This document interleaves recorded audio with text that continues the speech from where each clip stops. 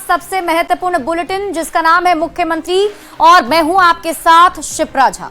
तो चलिए बिना देरी के शुरू करते हैं 2025 का पहला संपूर्ण चुनावी बुलेटिन मुख्यमंत्री। और मुख्यमंत्री की शुरुआत सबसे बड़ी चुनावी खबर के साथ करेंगे। दरभंगा में आज दोपहर हाई वोल्टेज पॉलिटिकल ड्रामा देखने को मिला।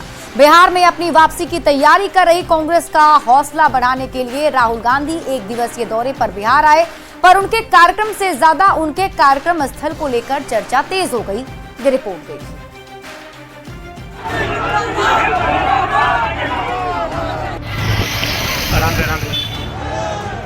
दरभंगा का अंबेडकर छात्रावास पुलिस छावनी में तब्दील हो गया। हॉस्टल के मेन गेट के एक तरफ पुलिस बल की टुकड़ी तो दूसरी ओर नारेबाजी करते कांग्रेस के कार्यकर्ता।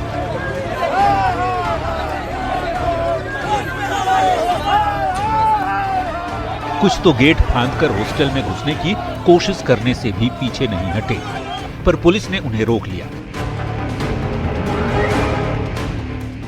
दरअसल राहुल गांधी इस छात्रावास में छात्रों से संवाद करना चाहते थे, पर प्रशासन ने माहौल बिगाड़ने की दलील देकर उन्हें छात्रावास में सभा करने की इजाजत नहीं दी। हमसे वो कहेंगे तो हम लोग उनका वहाँ पे क्लास सेट करा देंगे। बच्चों को बताने के लिए वो कोई भी समय लेंगे तो निर्धारित करके, जो शनिवार का मोटिवेशन क्लास होता है। अभी इतने सारे पॉलिटिकल लीडर्स के साथ वहाँ जाने की स्थिति जो है वो नियम संगत है।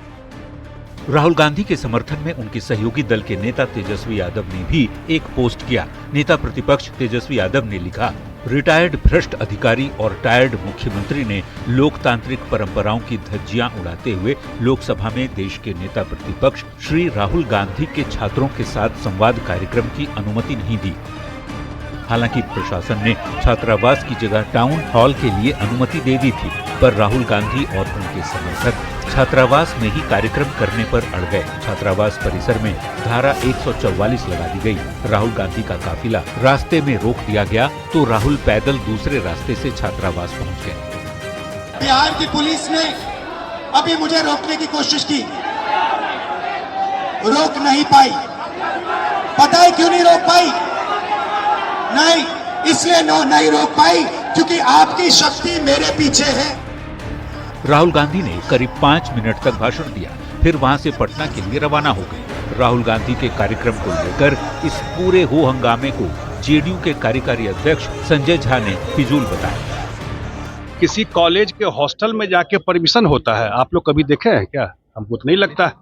किसी कॉलेज के किसी छात्रावास में जाकर के कोई मिलता हो तो नहीं दिया, लेकिन उन्होंने जहां परमिशन मांगा, उनके पार्टी के नेता हैं, वो परमिशन उनको दे दिया गया।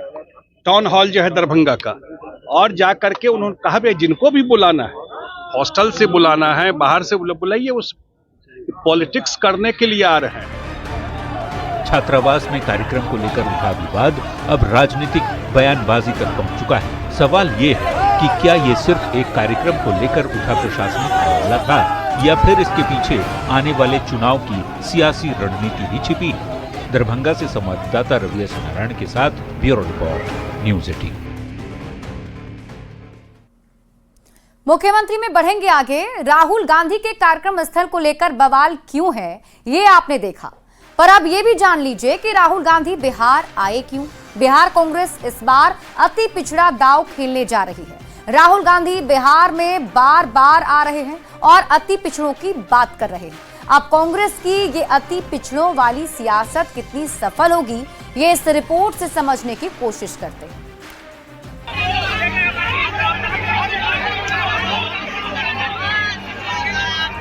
कांग्रेस बिहार में इस बार वापसी के लिए बेचैन है। अपना खोया हुआ वोट बैंक हासिल करने के लिए कांग्रेस ने एड़ी चोटी का जोर लगा दिया है। कांग्रेस के सबसे बड़े नेता राहुल गांधी चुनावी साल में लगातार दौरे कर रहे हैं, और जब भी राहुल बिहार आते हैं दलित और अति पिछड़ा की ही बात करते हैं।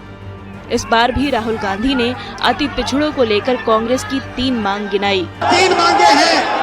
पहली मांग जाति जनगणना, दूसरी मांग प्राइवेट इंस्टीट्यूशंस में, प्राइवेट स्कूल्स और कॉलेजेस में रिजर्वेशन, अति पिछड़ा का, ओबीसी का, दलित का, आदिवासी का।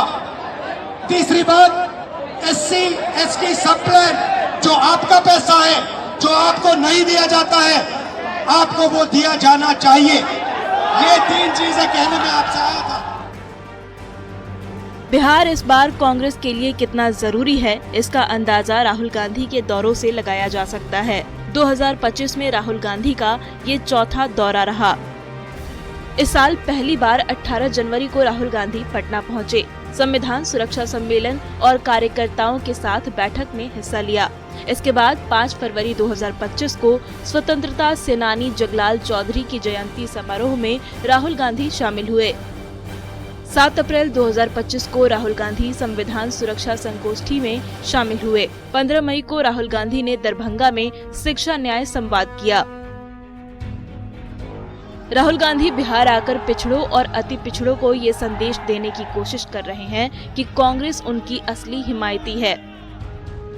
कांग्रेस ने पहली बार बिहार में अत्यंत पिछड़ा मोर्चा का सेल बनाया है। इसकी जिम्मेदारी है बिहार में अति पिछड़ों के लिए एजेंडा तय करना, उनकी समस्याओं को सामने रखना और राहुल गांधी को फीडबैक देना। कांग्रेस की इन कोशिशों की आरजेडी भी तारीफ कर रहा है।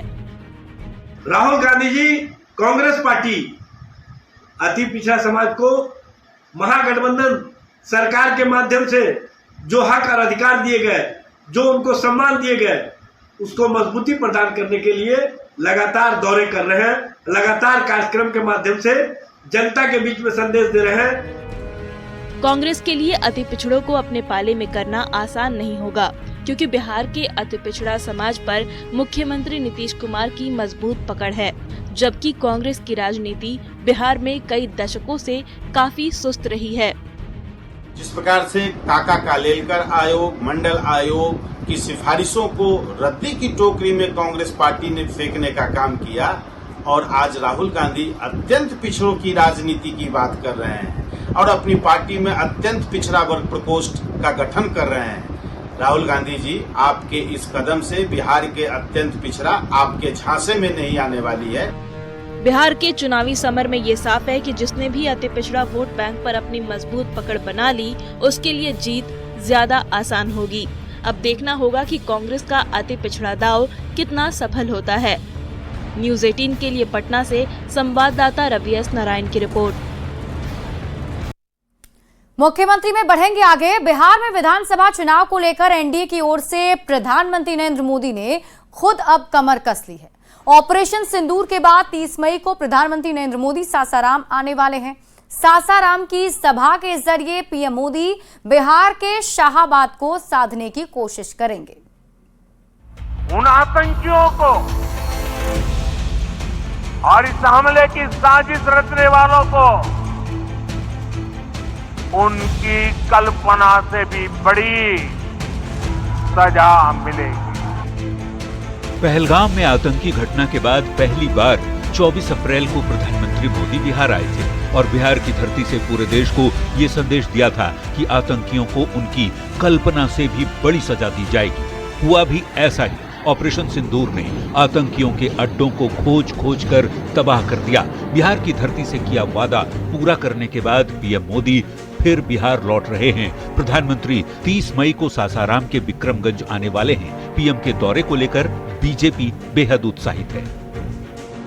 30 तारीख के पहले कुछ और भी होने जा रहा है, तो सबका आगाज, सबका शंखनाद और बिहार के विकास, विकसित बिहार की बात प्रधानमंत्री जी करने के लिए 30 तारीख को विक्रमगंज आ रहे हैं। प्रधानमंत्री नरेंद्र मोदी इस बार भी बिहार को कई सौगात देने वाले हैं। बीजेपी की माने तो कई स्पेशल पैकेज के साथ पीएम मोदी पटना सासाराम 4 लेन सड़क का शिलान्यास करेंगे। पटना हवाई अड्डा के नए टर्मिनल का उद्घाटन भी करेंगे। हवाई अड्डे का शिलान्यास करेंगे। नबीनगर में 600 मेगावाट पावर प्रोजेक्ट का भी शिलान्यास करेंगे। आतंकवादियों को संदेश दिया था, जो करारा जवाब भी उन्होंने पाकिस्तान में घुसकर भारतीय सेना ने दिया।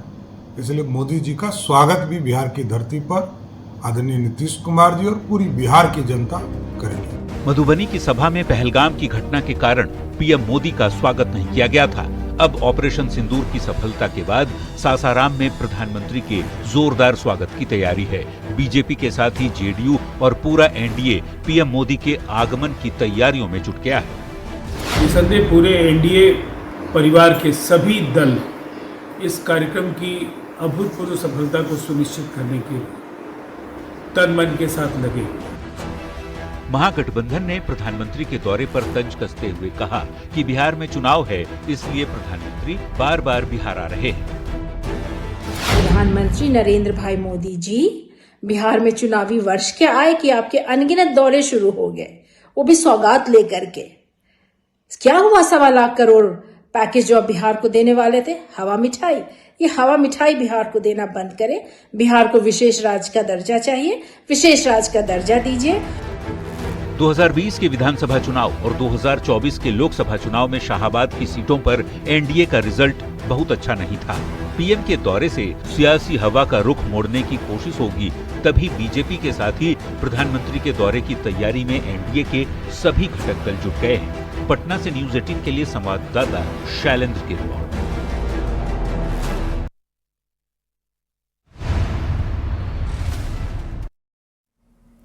और मुख्यमंत्री में अब आपको सुनाते हैं बयान बवाली, यानी ऐसा बयान जिस पर सियासी बवाल मच गया है। गरखा से आरजेडी विधायक सुरेंद्र राम ने प्रधानमंत्री नरेंद्र मोदी को लेकर एक विवादित बयान दे दिया है। क्या कहा है उन्होंने, आप इस रिपोर्ट में देखिए।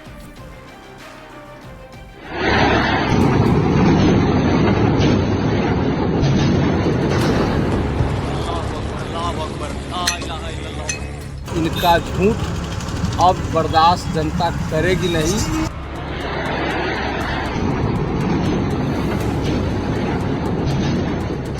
पाकिस्तान के पहलगाम हमले के जवाब में भारत के ऑपरेशन सिंदूर पर पूरे देश को गर्व है।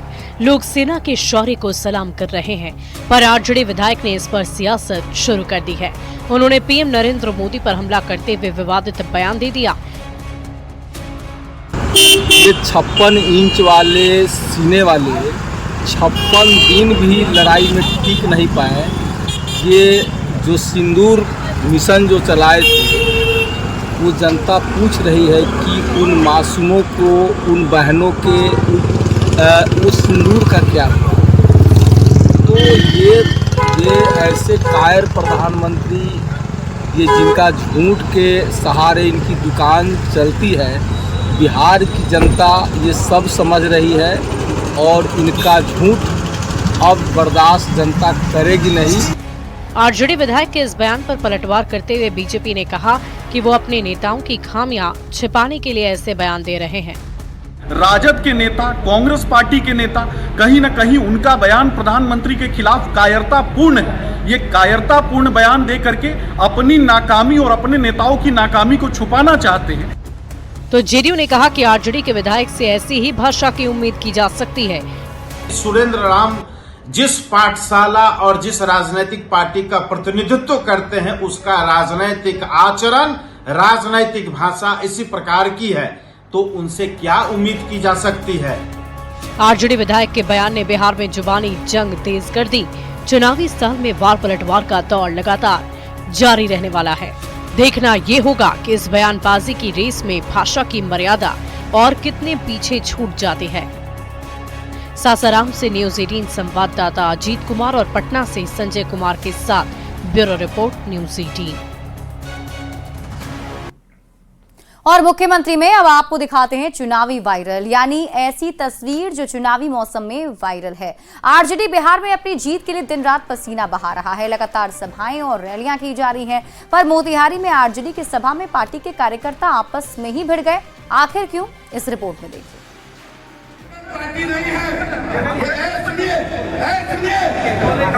मोबाइल के कैमरे में कैद तू मैं और छीना झपटी की तस्वीरें मोतिहारी के रक्सौल की।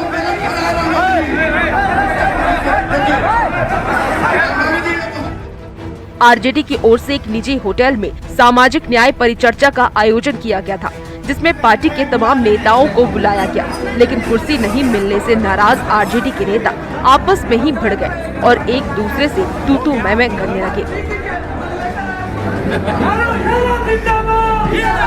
रवि जी नहीं, ये जिंदाबाद करने का कार्यक्रम नहीं है। जानकारी के मुताबिक नेता राम बाबू यादव और रक्सौल के पूर्व प्रत्याशी सुरेश यादव के समर्थक कुर्सी पर बैठने और नेताओं को बोलने के लिए आपस में ही भिड़ गए। कार्यकर्ताओं को शांत कराने में आयोजक के पसीने छूटने लगे। बहुत समझाने बुझाने के बाद आखिर में कार्यकर्ताओं का गुस्सा शांत हुआ।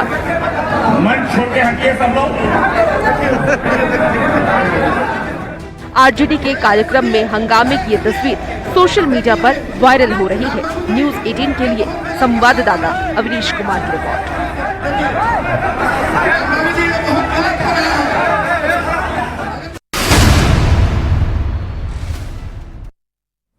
मुख्यमंत्री में अब वक्त है एक रोचक चुनावी जानकारी की।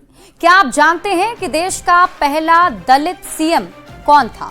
तो इसका जवाब है भोला पासवान शास्त्री। 1968 में बिहार की सत्ता की कमान संभालने वाले भोला पासवान देश में पहले दलित मुख्यमंत्री थे।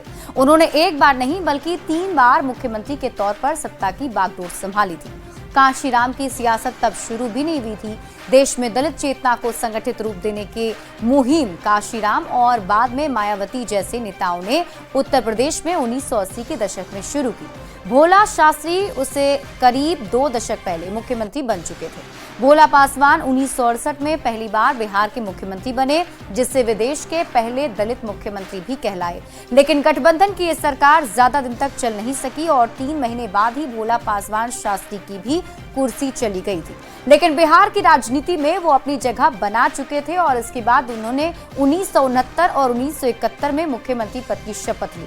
राज्यसभा सांसद चुने जाने के बाद भोला पासवान शास्त्री 1973 में इंदिरा गांधी सरकार में केंद्रीय मंत्री बने और कुछ समय बाद उन्होंने राजनीति से संन्यास भी ले लिया। 9 सितंबर 1984 को भोला पासवान शास्त्री का निधन हो गया।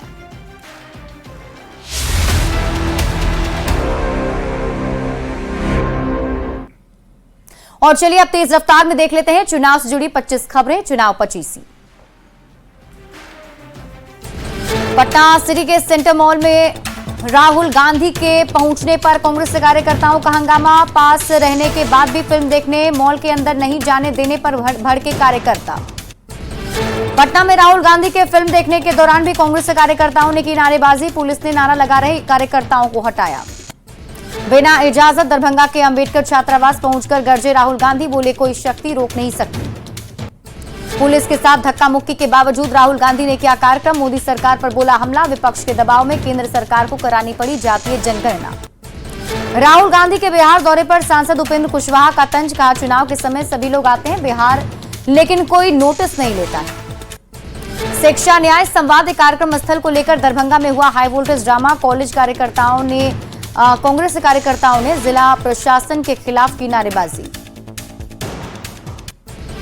दरभंगा में अंबेडकर छात्रावास में राहुल गांधी के कार्यक्रम पर बीजेपी ने उठाए सवाल। प्रदेश अध्यक्ष दिलीप जायसवाल ने पूछा कोई किसी हॉस्टल में कैसे कर सकता है राजनीतिक कार्यक्रम। जेडीयू के कार्यकारी अध्यक्ष संजय झा ने भी राहुल गांधी के कार्यक्रम पर खड़े किए सवाल। कहा किसी हॉस्टल में पॉलिटिकल मीटिंग नहीं होती। कांग्रेस नेता अभय दुबे ने सरकार पर लगाया गंभीर आरोप। कहा दलितों से अपराधियों जैसा बर्ताव किया जा रहा है। कांग्रेस नेता कन्हैया कुमार का राहुल गांधी की सभा को लेकर बयान। कहा डबल इंजन की सरकार न्याय की ताकत को दबाने में लगी है। राहुल गांधी के बिहार दौरे को बीजेपी नेता शाहनवाज हुसैन ने बताया साधा निशाना। राहुल गांधी के दौरे को बताया राजनीतिक ड्रामेबाजी। निशांत कुमार को लेकर लगे नारे पर मंत्री श्रवण कुमार का बयान। कहा जनता किसी के समर्थन में नारा लगाती है तो दिक्कत क्या है। आरजेडी विधायक सुरेंद्र राम ने पीएम मोदी को बताया झूठा। कहा 56 इंच वाले 56 दिन भी जंग में टिक नहीं पाए। आरजेडी विधायक के बयान पर बीजेपी ने जताई आपत्ति। कहा अपने नेता की कमियों को छिपाने के लिए दे रहे ऐसे कायराना बयान। सुरेंद्र राम के बयान पर जेडीयू का पलटवार। कहा आरजेडी के विधायक से ऐसी ही भाषा की उम्मीद की जा सकती है। जेडीयू प्रदेश कार्यालय में राष्ट्रीय कार्यकारी अध्यक्ष संजय झा की अध्यक्षता में हुई बैठक। नीतीश सरकार काम और चुनाव की रणनीति पर हुई चर्चा। सासाराम अनुमंडल में पूर्व मंत्री सुरेश पासवान ने आरजेडी कार्यकर्ताओं के साथ की बैठक। तेजस्वी यादव को मुख्यमंत्री बनने की बात कही।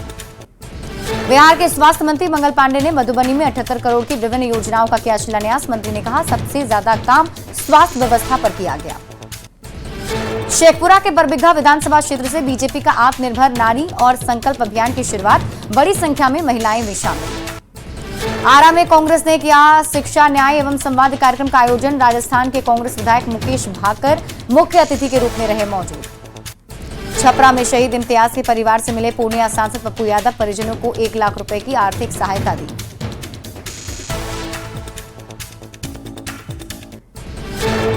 और इसी के साथ इस बुलेटिन में अभी के लिए बस इतना ही। आप देखते